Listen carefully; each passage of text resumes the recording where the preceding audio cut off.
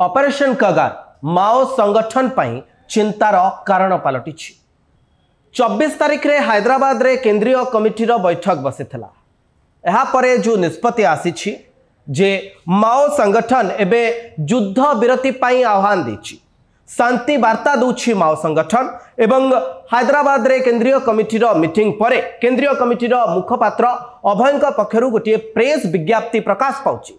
जो प्रेस विज्ञप्ति रे राउंड टेबल बैठक पाई केंद्र सरकार को आह्वान करा जाइछि एवं माओ संगठन एक कथा स्वीकार करुछि जे गत किछि वर्ष धरी बा खास करी 15 मास भितरे ऑपरेशन कगार फल 400 रु अधिक माओ कैडर मृत्यु होइछि, जहा फल कि आदिवासी संप्रदायर लोक माने अधिक प्रभावित हेउछंती एवं एबे अस्त्र छाड़ी शांति वार्ता पाई आगे आसवा पाई चाहूची माओ संगठन। आमे लक्ष्य करथिबा जे गत किछि मास भितरे ओडिशा छत्तीसगढ़ सीमारे खास करी बस्तर अंचल रे लगातार भावे ऑपरेशन जारी रही। जवान मानकर ऑपरेशन फल अनेक माओवादी मृत्यु होथिबार सूचना सामना को आसुची। किछि दिन तले चेलापति जे माओ कैडर जड़े बड़ नेता तांकर मध्य मृत्यु होइथिला। यारी भितरे 24 तारिख रे हैदराबाद रे केंद्रीय कमिटीर मीटिंग बसिथिला। जो मीटिंग रे एकथा स्थिर होइछि जे राउंड टेबल बैठक पई केंद्र सरकार को माओ कमिटी आह्वान करिछि एवं अस्त्र छाड़ी युद्ध विरति छाड़ी शांतिपूर्ण वार्ता बा शांति वार्तार प्रचार करबा पई शांति रे आलोचना करबा पई माओ संगठन आह्वान करुछि। जो भली भाबे लगातार भाबे आमे देखुथिले ओडिशा छत्तीसगढ़ एवं आंध्र प्रदेश ए डिविजन रा माओ संगठन गुड़िक लगातार सक्रिय थिले, किंतु भारतीय जनता पार्टी रा सरकार आसीबा परे केंद्र मंत्री बा गृह मंत्री अमित शाह जो समय रे माओवादी विरोध रे कड़ा पदक्षेप नवाई और माओ मुक्त करने निजर अभियान आरंभ करते। छत्तीसगढ़ रे भारतीय जनता पार्टी सरकार आसीबा परे लगातार भावे ओडिशा छत्तीसगढ़ डिविजन रो जो माओ कबलित अंचल गुड़िक थिला लगातार भावे जवान मान द्वारा कॉम्बिंग ऑपरेशन होउथिला एवं ये 15 मास भितरे बा किछि दिन भितरे 400 माओ कैडर मृत्यु होइतबा कथा एकथा निजे केंद्रीय कमिटी स्वीकार करुछि बा एकथा केंद्रीय कमिटीर मुखपात्र जे अभय रहिसंती तेलुगु भाषा रे जो से प्रेस विज्ञप्ति प्रकाश पाइछि। तेलुगु भाषा रे जहा आमे पचारि बुझुतलु जे तेलुगु भाषा रे जो कथा लेखा हिछि जे एथिरे माओ कैडर 400 रु अधिक माओ कैडर मृत्यु कथा मध्य लेखा हिछि। एकदा युद्ध बा अस्त्र मार्ग को बाछिथिबा माओ संगठन एबे शांति वार्तार कथा कहूछि। तेबे लगातार भावे जवान मानकर ऑपरेशन अपहंच अंचल रे जतबेले जवान पहुंचुचंती कुम्बिंग ऑपरेशन होछि आदिवासी पाखरे मौलिक सुविधा पहुंची पारुछि। जो बली भावे आदिवासी मानकु आगरु तांकर प्रलोभन रे पड़ी जो बली भावे माओ संगठन रे जोग दउतले तार संख्या मध्य कमुछि एवं ये जो बली भावे ऑपरेशन कगार कथा कह जाउछि जहा फल रे कि सर्वाधिक क्षति सही माओ संगठन खास करी ओडिशा छत्तीसगढ़ एवं आंध्र एरिया रे ता परवर्ती समय रे शांति वार्ता पाई कहूछि, किंतु एहा माओ संगठन रो अन्य एक प्रकार चाल होई पारे जितेबाला लगातार भावे कैडर का संख्या कमुची वरिष्ठ माओ लीडर मृत्यु होउछि या परे एहा एक प्रकार चाल होई पारे बोली मध्य किछि विशेषज्ञ मत रहुछि। तबे आमे कथा बा आम सहित अछंती भास्कर बेहरा वरिष्ठ सांबादिक जी लगातार भावे माओ गतिविधि सहित बा माओवादी जो गतिविधि रही जहां पाखे अनेक खबर रही था माओ संगठन रिलेटेड आसतु कथा जाना हठात माओ संगठन दिग परिवर्तन पछर कारण कौन। नमस्कार मु स्वागत करुच्ची न्यूज रूम को मो सहित अच्छा भास्कर बेहरा वरिष्ठ सांबादिक।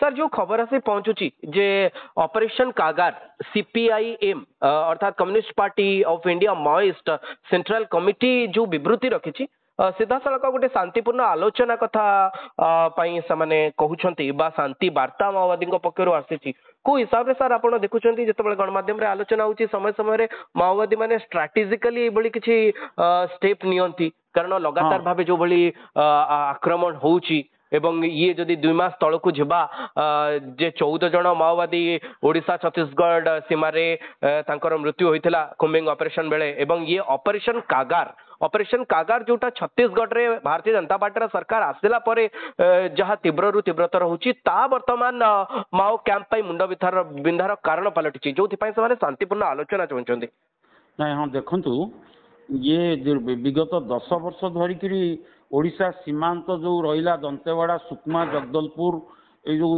ଏରିଆ ଗୁଡାକ ରହିଲା ଆଜ୍ଞା ଏଇ ଏରିଆରେ 10 ବର୍ଷ ଧରିକିରି ଗୋଟେ ବହୁଳ ଭାବରେ ଯବାନ ମାଓବାଦୀ ମାନଙ୍କ ଭିତରେ ଗୋଟେ ଏଇଟା ଯୁଦ୍ଧ ପରିସ୍ଥିତି ସୃଷ୍ଟି ହେଇଛି।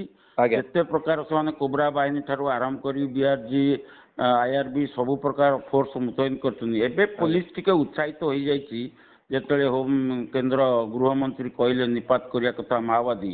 ଆଜ୍ଞା ଏଇ 2 ମାସ ଭିତରେ 100 ପାଖାପାଖି ମାଓବାଦୀ ମଲେଣି। ଆଜ୍ଞା ଏଇ 2 ମାସ ତଳେ ସେଇ ଅଞ୍ଚଳରେ ଯୋଉଠି ଏବେ ସୁକମା ଦନ୍ତବାଡା ବିଜାପୁର ବର୍ଡରରେ ହେଇଛି ଫାୟାରିଂ, ଆଜ୍ଞା ଆଜ୍ଞା ସେଇ ଅଞ୍ଚଳରେ 16 ଜଣ ମରିଥିଲେ। ପୁଣି ବଲାଙ୍ଗୀର ବର୍ଡରରେ ବର୍ତ୍ତମାନ 26 ଜଣ ମରିଥିଲେ, ଯୋଉଥିରେ ଗୋଟେ ଆମର କଟକ ଜିଲ୍ଲା ନିଆଳି ଅଞ୍ଚଳ ଜଣେ କ୍ୟାଡର ମାଓବାଦୀ ମରିଥିଲେ। ଆଜ୍ଞା ଆଜ୍ଞା ଚଲପତି ରାଓ ମଧ୍ୟ ମରିଥିଲେ, ହଁ ବହୁତ କ୍ୟାଡର ହଁ ମାଓବାଦୀ ଚଲପତି ରାଓ ସେଣ୍ଟ୍ରାଲ କମିଟିର। ଆଜ୍ଞା ପୁଣି ଏଇ 2 ଦିନ ତଳେ ଏଇ ଆମର ସୁକମା ଜିଲ୍ଲା ଓଡିଶା ସୀମାନ୍ତ ଯୋଉ ସୁକମା ଜିଲ୍ଲା ରହିଲା ସେ ବର୍ଡର ଯୋଉ ରହିଲା ବିଜାପୁର ଜଙ୍ଗଲରେ ଆଜ୍ଞା ରାତି 4ଟାରୁ ଯବାନ ମାନେ ଖବର ପାଇକି ଚାରିପଟୁ ଘେରିଗଲେ ଏବଂ ସକାଳ 6ଟା ପର୍ଯ୍ୟନ୍ତ ଫାୟାରିଂ ଲାଇଭ୍ ସୁଟିଂ ହେଇଛି। ଫାୟାରିଂ ହେଇଛି, ସେଥିରେ 17 ଜଣ ମାଓବାଦୀ ସେଠି ମୃତ୍ୟୁବରଣ କରିଛନ୍ତି। ମୁଁ କେତେଟା ଚ୍ୟାନେଲରେ କହିଥିଲି 100 ପାଖାପାଖି ମାଓବାଦୀ ଯୋଉ ମୃତ୍ୟୁବରଣ କରିଛନ୍ତି। ଏଥିରେ ମାଓବାଦୀ ବିଭିନ୍ନ ରାଜ୍ୟରୁ ଆସିକି ସେଇ ସବୁ ଅଞ୍ଚଳରେ ଯୋଉ କହିଲି ଯୋଉ କରିଡର ଗୋଟେ ରହିଛି ସୁକମା ଖୁଣ୍ଟା ଠାରୁ ଆରମ୍ଭ କରିକିରି ବଲାଙ୍ଗୀର ପର୍ଯ୍ୟନ୍ତ ଜଗଦଲପୁର ବର୍ଡର ଦେଇକି ଆଜ୍ଞା ସେଇ କରିଡରରେ ମାଓବାଦୀ ମାନେ ଆସିକିରି ଗୋଟେ ପ୍ରତିହିଂସା ପରାୟଣ ହେଇଯାଇଛନ୍ତି।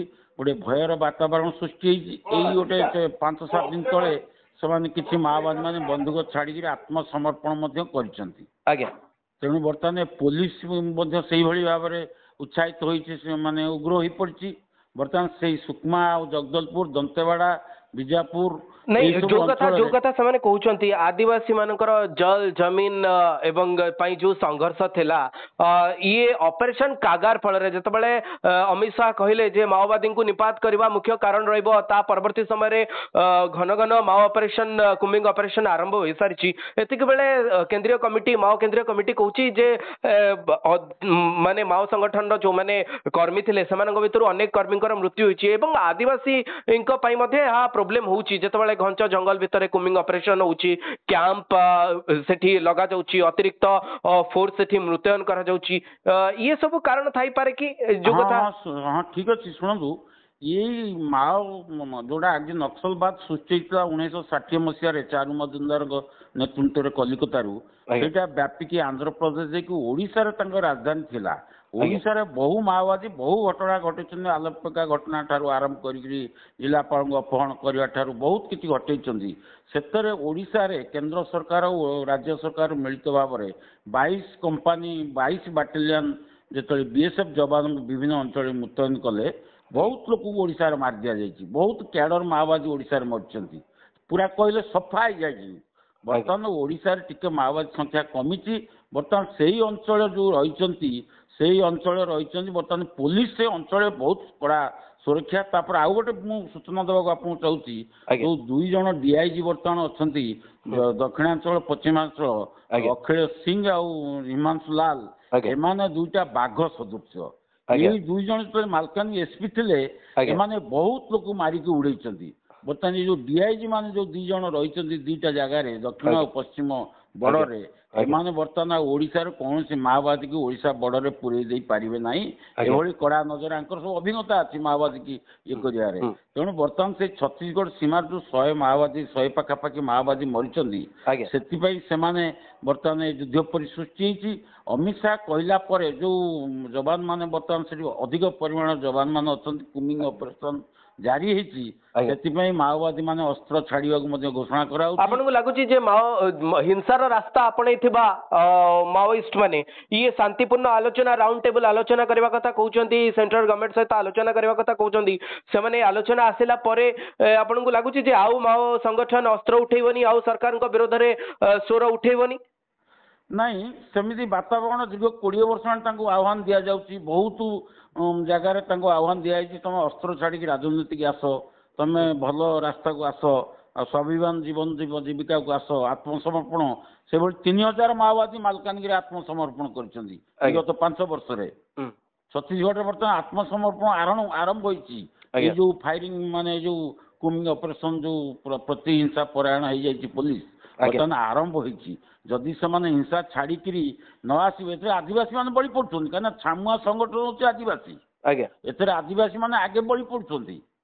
ସେମାନେ ଆଦିବାସୀକୁ ପ୍ରଲୋଭନ ଦେଖେଇକିରି ତାଙ୍କ ସଂଗଠନ ସାମିଲ କରୁଛନ୍ତି ଆଉ ସେମାନେ ଆଗେ ମରୁଛନ୍ତି। ଟେକ୍ନୋଲୋଜିର ବ୍ୟବହାର ଫଳରେ ବା ଆମେ କହିପାରିବା ଅତ୍ୟାଧୁନିକ ଅସ୍ତ୍ରଶସ୍ତ୍ର ବ୍ୟବହାର ହେଉଛି ଏବଂ ପ୍ରତ୍ୟେକ କ୍ଷେତ୍ରକୁ ଗମନାଗମନର ସୁବିଧା କମ୍ୟୁନିକେସନର ସୁବିଧା ବଢି ସାରିଲାଣି। ଯୋଉଗୁଡିକ କିଛି ଦିନ ତଳେ ଅପହଞ୍ଚ ଅଞ୍ଚଳ ଥିଲା, ଘନ ଜଙ୍ଗଲ ଅଞ୍ଚଳ ଥିଲା, ଯୋଉଠି ସରକାରୀ ବ୍ୟବସ୍ଥା ପହଞ୍ଚି ପାରୁନଥିଲା, ଏବେ ଯେତେବେଳେ ସେ ସବୁ ଜାଗାରେ ସରକାରୀ ବ୍ୟବସ୍ଥା ପହଞ୍ଚୁଛି, ଯବାନ ପହଞ୍ଚୁଛନ୍ତି, ନେତା ପହଞ୍ଚୁଛନ୍ତି ଏବଂ ନୂଆ ନୂଆ ଅସ୍ତ୍ରଶସ୍ତ୍ର ବ୍ୟବହାର ହଉଛି, ଡ୍ରୋନ୍ ବ୍ୟବହାର ହଉଛି, ଯାହାଫଳରେ କି ମାଓବାଦୀ ମାନେ ଆଉ ଆଦିବାସୀ ଲୋକଙ୍କୁ ଭୁତେଇବାରେ ସଫଳ ହଉନାହାନ୍ତି ଏବଂ ନିଜକୁ ଇଏ ଜଙ୍ଗଲ ଭିତରେ ଘଞ୍ଚ ଜଙ୍ଗଲ ଭିତରେ ସୁରକ୍ଷିତ ରଖି ଯୋଉଭଳି ଭାବେ ସେମାନେ କାର୍ଯ୍ୟକ୍ରମ କରୁଥିଲେ ମାଓ କାର୍ଯ୍ୟକଳାପ, ତାହା କରିବା ଆଉ ସମ୍ଭବପର ହଉନି। ଏଇ କଥାରେ ଆପଣ ରାଜି ହେବେ କି ଯାହା ଫଳରେ କି ଇଏ ମାଓବାଦୀ ସଂଗଠନ ଏବେ ଶାନ୍ତିପୂର୍ଣ୍ଣ ଆଲୋଚନା କରିବା ପାଇଁ ରାଜି ହୋଇସାରିଛି? ମାଓବାଦୀ ମାନଙ୍କ ସେଣ୍ଟ୍ରାଲ କମିଟି ସହିତ ବର୍ତ୍ତମାନ ଆଲୋଚନା କରିକିରି ଏଇଟାକୁ ବର୍ତ୍ତମାନ ଏଇଭଳି ଗୋଟେ ଆଲୋଚନା ଆପୋଷ ଆଲୋଚନା ନ କଲେ ବହୁ ଆଦିବାସୀ ଆଗାମୀ ଦିନରେ ମରିବେ ଆଉ ଏଥିରେ ମଧ୍ୟସ୍ଥିର ଆବଶ୍ୟକତା ଅଛି। ସ୍ୱାମୀ ଅଗ୍ନିବେଶ ମଧ୍ୟ ବହୁତ ବାର ଚେଷ୍ଟା କରିକି ସେ ସ୍ୱର୍ଗତ ହେଇଗଲେଣି, କିନ୍ତୁ ଏବେ ମାଓବାଦୀ ଆଉ ସରକାରଙ୍କ ଭିତରେ ଗୋଟେ ମଧ୍ୟସ୍ଥିତା କରିବାର ଅଛି। ଏବେ ଆତ୍ମସମର୍ପଣ ପ୍ରକ୍ରିୟା ଆରମ୍ଭ ହୋଇଛି। ଆତ୍ମସମର୍ପଣ ପ୍ରକ୍ରିୟା ଛତିଶଗଡ଼ ସରକାରଙ୍କ ପାଖରେ ଆରମ୍ଭ ହୋଇଛି।